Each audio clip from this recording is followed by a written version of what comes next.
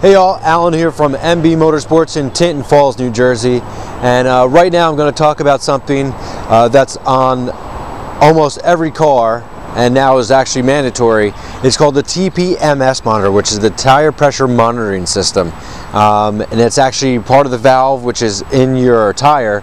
And what it does, it is constantly just measuring the tire pressure, and then if there's a tire pressure fluctuation or anything different, it will let the driver know, so you can either add more air or whatever you need to.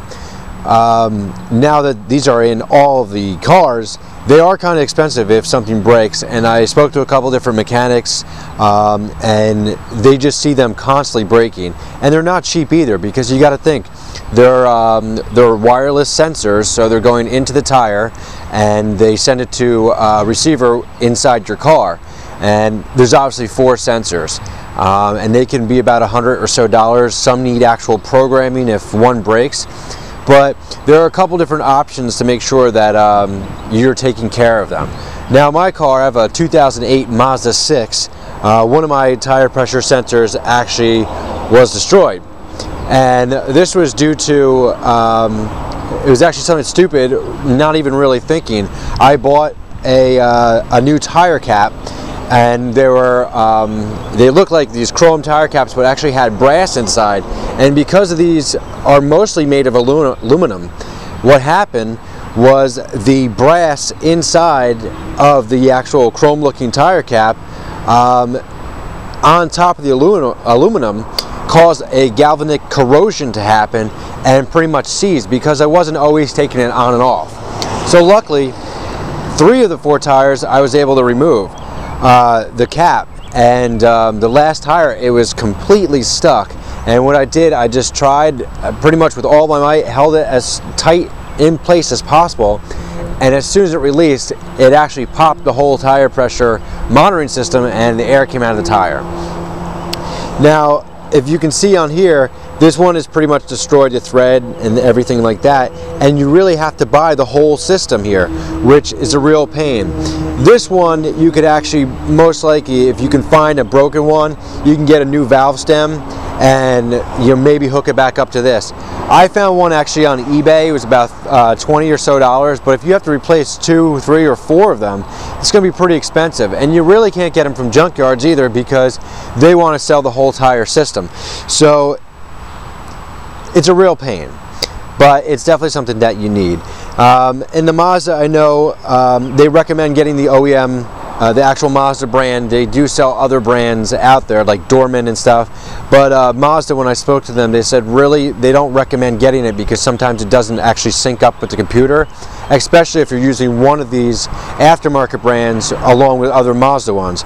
So I actually just checked out the part number, found it on eBay, ordered it, and I'm gonna have one of the guys that does the tire stuff put it in. And the biggest thing is really just stay with the rubber caps. There's no reason that you really have to go anything fancy, and you really won't run into the problem. Now, if it's not that big of a deal, they do sell the TPMS repair kits on eBay as well, and those are only a couple dollars. And if it's something simple and it's not really broken, a lot of times you'll be able to put the actual piece back into the repair kit and into the monitor and fix it. Unfortunately, like I said, this is totally bent and broken.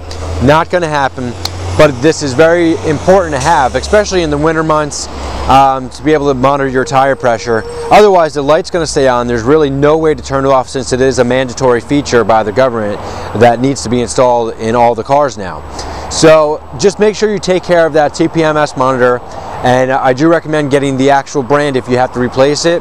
And your best bet is, find the model number, try to look it up wherever you can. eBay turned out to be the best for me. You can always give us a call if you need something at 732-502-5700. We can always try to locate a part for you, but again, make sure you're careful with these things, and you just got to take it obviously to someone who installs the tires, and they'll put it back in, get it all running again.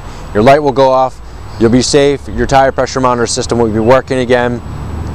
And again, some of them need to be programmed on the higher end cars, but this one, actually, when you put it back into the car, what will happen is after driving for about 10 or 20 miles or so, it will automatically sync and talk to the computer as long as the information is the same, as long as the megahertz is the same and the model number matches up.